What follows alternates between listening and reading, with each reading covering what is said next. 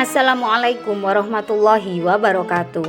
Puasa, saum atau ifah menjadi syarat maupun tradisi banyak agama samawi, mulai dari Yahudi, Kristen, Sabi'in, dan Islam. Namun, ada pula agama setelah Islam yang juga mempunyai tradisi berpuasa, yaitu agama Baha'i. Apa yang melatar belakangi agama ini memerintahkan berpuasa dan bagaimana puasanya? Untuk lebih jelasnya, tonton terus channel ini, tekan tombol subscribe, klik lonceng, dan share. Terima kasih. Lahirnya agama Baha'i tidak lepas dari seorang saudagar dari kota Shiraz, Iran bernama Sayyid Mirza Ali Muhammad. Ia kemudian memproklamirkan dirinya dengan gelar Sang Bab, yang artinya gerbang atau pintu. Pada 23 Mei 1844, Sang Bab yang berusia 25 tahun mengaku menerima wahyu dari Tuhan. Walaupun ditentang oleh pemuka agama Islam, ia melakukan gerakan keagamaan bernama Babiyah. Gerakan keagamaan ini menyebar ke beberapa wilayah Persia yang kini bernama Iran. Sang Bab akhirnya dieksekusi mati pada 1850 di lapangan Tabriz pada usia 30 tahun, begitu pula dengan 20.000 pengikutnya. Sebelum wafat, Sang Bab menyatakan kedatangannya sebagai nabi untuk menyiapkan seorang nabi yang disebut sebagai perwujudan Tuhan. Menurutnya, ajaran yang akan dibawa oleh utusan Tuhan berikutnya jauh lebih besar. Orang yang dimaksud Sang Bab bergelar Baha'ullah, yang berarti kemuliaan Tuhan. Baha'ullah bernama lengkap Mirza Husain Ali Nuri. Ia merupakan putra pasangan Mirza Buzur dan Hadijah Hanum yang lahir pada 12 November 1817. Mirza Husain lahir dari Teheran, Iran, dari keluarga bangsawan. Bapaknya seorang menteri masa kerajaan Persia. Ia adalah pengikut Sang Bab sejak 1845 atau setahun setelah kemunculan gerakan keagamaan ini. 3 tahun setelah Sang Bab dieksekusi, Mirza diasingkan ke Baghdad. Baha'ullah mengaku menerima wahyu pada 1853. 1 dekade kemudian, pada 1863, ia mulai memproklamirkan dirinya sebagai pembawa wahyu. Karena keyakinannya itu, setelah dari Baghdad, Baha'ullah dipindahkan ke penjara di Istanbul, ibu kota kerajaan Ottoman Turki Utsmani. Terakhir ia dipenjara di daerah terpencil di kota Akka, Israel hingga meninggal dunia. Sedangkan makam Sang Bab tak jauh dari sana, yaitu terletak di kota Haifa, Israel. Kedua makam itu kini menjadi salah satu lokasi wisata rohani di Israel karena keindahannya. Ciri khas agama Baha'i mengajarkan 3 pilar kesatuan. Pertama, Tuhan itu hanya satu, meski masing-masing orang menyebutnya dengan nama berbeda-beda. Ajaran Baha'i meyakini Tuhan Maha Esa, Maha Tahu, Maha Kuasa, tidak dapat dibinasa, tanpa awal dan akhir, merupakan pencipta segala alam semesta. Kedua, kesatuan agama, yakni semua agama yang ada di muka bumi Tuhannya sama. Ketiga, kesatuan kemanusiaan. Baha'i memandang agama terpadu satu sama lain, berkemajuan sesuai perkembangan zaman. Baha'i masuk di Indonesia dibawa oleh saudagar dari Persia dan Turki bernama Jamal Effendi dan Mustafa Rumi. Ajaran dari Persia ini kemudian menyebar ke berbagai daerah di Nusantara. Untuk menjadi penganut Baha'i harus meyakini 2 hal. Pertama, meyakini Sang Bab dan Baha'ullah sebagai perwujudan Tuhan di muka bumi bagi umat. Kedua, meyakini dan menjalani ajaran dan perintahnya. Umat Baha'i seperti juga agama lain diwajibkan beribadah yang dilaksanakan secara sendiri-sendiri, berdoa dan berpuasa. Selain ibadah wajib, ada doa dan tulisan suci yang dianjurkan untuk dibaca dan dipelajari. Dalam agama Baha'i juga diwajibkan berpuasa, namun berpuasa penganut Baha'i hanya 19 hari. Berbeda dengan puasa Ramadan bagi umat Islam. Tahun ini misalnya, umat Baha'i sudah lebih dulu berpuasa. Mereka juga memiliki kalender sendiri yang bernama kalender Badi. Puasa Baha'i menyerupai praktik puasa dari beberapa agama lain. Prapaskah adalah periode puasa bagi orang Kristen. Yom Kippur dan banyak hari libur lainnya untuk orang Yahudi. Dan puasa Ramadan dipraktikkan oleh umat Islam. Puasa Bahai paling menyerupai puasa Ramadan. Baha'ullah menerapkan pedoman puasa dalam kitab Aqdas, buku hukumnya. Puasa diamati dari matahari terbit hingga matahari terbenam, yaitu antara 1 atau 2 Maret hingga 19 Maret. Dan merupakan puasa total dari makanan dan minuman. Ada hukum dan praktik yang berkaitan dengan puasa 19 hari, yaitu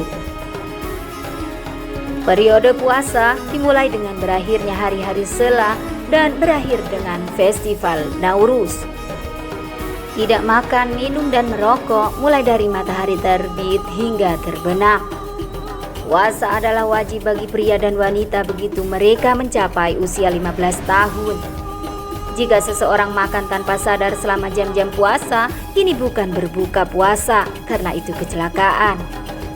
Dan jika di daerah dengan garis lintang sangat tinggi, di mana durasi siang dan malam sangat bervariasi, maka waktu berpuasa ditentukan oleh jam. Ada beberapa pengecualian bagi seseorang yang tidak berpuasa, antara lain mereka yang sakit, mereka yang lebih muda dari 15 tahun atau lebih tua dari 70 tahun, mereka yang terlibat dalam pekerjaan berat, wanita yang sedang hamil, wanita yang sedang menyusui, wanita yang sedang menstruasi. Sebaiknya mereka harus melakukan wudhu dan melafalkan ayat-ayat Bahai sehari sebanyak 95 kali. Pengecualian juga diberikan kepada mereka yang bepergian selama berpuasa. Pengecualian diberikan saat perjalanan lebih dari 9 jam atau 2 jam jika bepergian dengan berjalan kaki. Wallahu a'lam bishawab. Assalamualaikum warahmatullahi wabarakatuh. Penyebaran agama Bahai di Indonesia dilakukan oleh pedagang dari Persia dan Turki bernama Jamal Effendi dan Mustafa Rumi.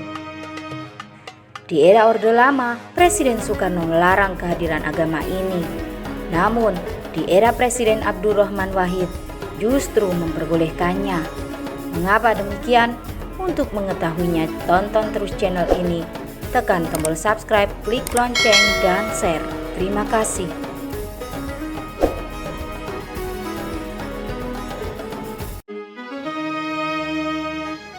Menurut Iskandar Zulkarnain dalam buku Gerakan Ahmadiyah di Indonesia, Jamal Effendi dan Mustafa Rumi mulai menyebarkan ajaran Bahai di Sulawesi sekitar tahun 1878.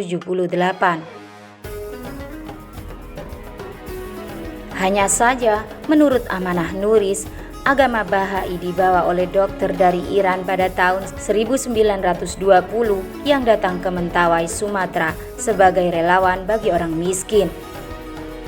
Ia berhasil membuat agama Bahai menjadi gerakan keagamaan baru di Indonesia, lalu menyebar ke berbagai pulau lain. Presiden Soekarno sempat mengeluarkan Kepres nomor 264 tahun 1962 yang melarang Bahai aktif di Indonesia. Keputusan tersebut dikeluarkan karena ia melihat paham Bahai tak sesuai dengan kepribadian Indonesia, menghambat revolusi dan bertentangan dengan cita-cita sosialisme Indonesia, ujar Iskandar Zulkarnain dalam bukunya. Ia menambahkan, setelah era reformasi, paham Bahai tak bisa bernafas lagi. Presiden Abdurrahman Wahid atau yang biasa disapa Gus Dur mencabut Kepres nomor 264 tahun 1962 lalu diganti dengan Kepres nomor 69 tahun 2000. Hal itu berarti Gus Dur mengakui secara konstitusional keberadaan ajaran Bahai, sekaligus memperbolehkan penganutnya menjalankan kepercayaannya.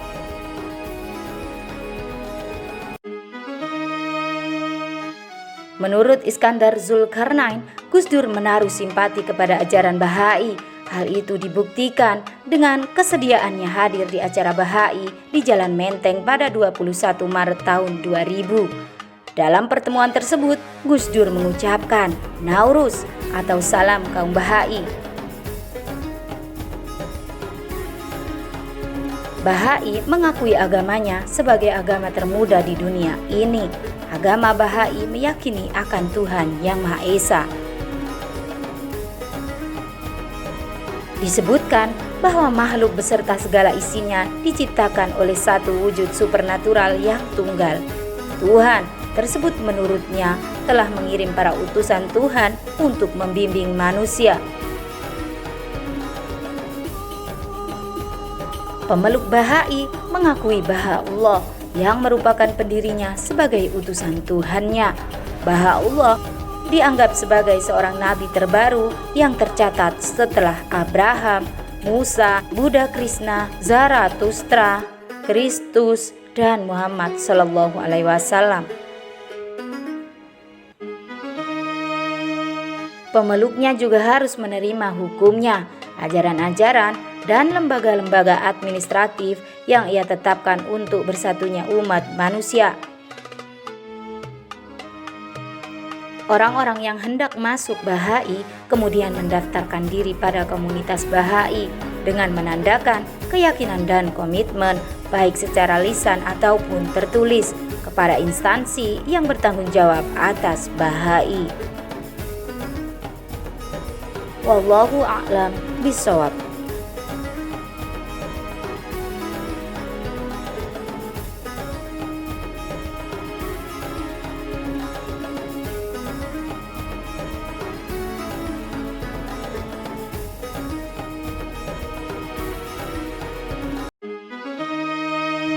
Assalamualaikum warahmatullahi wabarakatuh.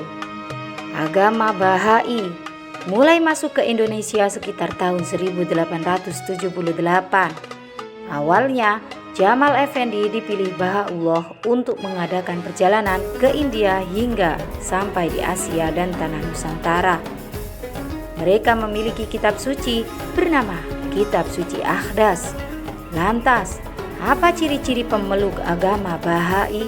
Untuk mengetahuinya, tonton terus channel ini, tekan tombol subscribe, klik lonceng, dan share. Terima kasih. Adapun pemerintah Indonesia melalui Kementerian Agama telah menyampaikan jika agama Bahai adalah agama yang independen dan bersifat universal. Berikut inilah 4 ciri-ciri agama Bahai. Pertama, ibadah sembahyang 1 kali sehari. Agama Bahai dalam kegiatan keagamaannya juga ada sembahyang wajib. Sembahyang ini bisa dilakukan secara perseorangan dan hanya dilakukan 1 kali saja selama sehari penuh. Kegiatan keagamaan lainnya adalah selamatan 19 hari. Ada pula kegiatan doa bersama yang terbuka bagi orang dari semua agama, di mana doa-doa dibacakan dari tulisan suci berbagai agama. Kedua, berkiblat ke Gunung Karmel, Israel. Penganut agama Bahai mempunyai ritual ibadah sembahyang 1 kali selama sehari. Sembahyangnya berkiblat ke Gunung Karmel atau Karamel di Israel. Dalam ajaran Bahai, sejarah keagamaan dipandang sebagai suatu proses pendidikan bagi umat manusia melalui para utusan Tuhan yang disebut para perwujudan Tuhan. Baha'ullah dianggap sebagai perwujudan Tuhan yang terbaru. Dia mengaku sebagai pendidik ilahi yang telah dijanjikan bagi semua umat dan yang dinubuatkan dalam agama Kristen, Islam, Buddha, dan agama-agama lainnya. Bahai menyatakan mempunyai misi untuk meletakkan fondasi bagi persatuan seluruh dunia, serta memulai suatu zaman perdamaian dan keadilan yang dipercayai umat Bahai pasti akan datang. Ketiga, berpuasa hanya 19 hari. Jika umat Islam berpuasa Ramadan 1 bulan penuh, pemeluk agama Bahai juga berpuasa, namun hanya 19 hari saja. Beberapa penganut agama ini ternyata juga tercatat di kota Samarinda, Kalimantan Timur. Dasar ajaran Bahai adalah asas-asas keesaan Tuhan, kesatuan agama, dan persatuan umat manusia. Pengaruh dari asas-asas hakiki ini dapat dilihat pada semua ajaran kerohanian dan sosial lainnya dalam agama Bahai.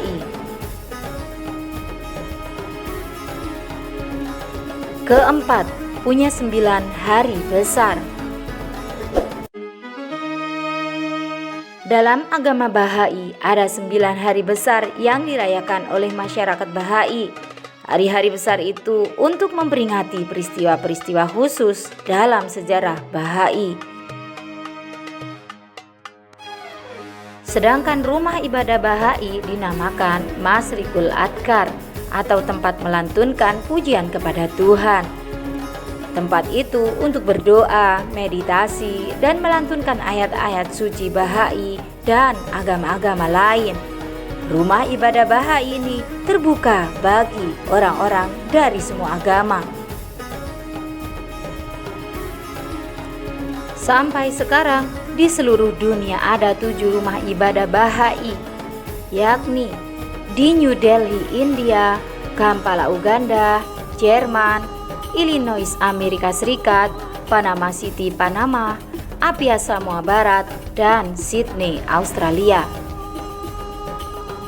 Berdasarkan informasi, agama Bahai muncul pada abad 19. Agama ini didirikan oleh Baha'u'llah dan terus berkembang hingga memiliki jumlah pengikut sekitar 6 juta orang. Wallahu a'lam bishawab.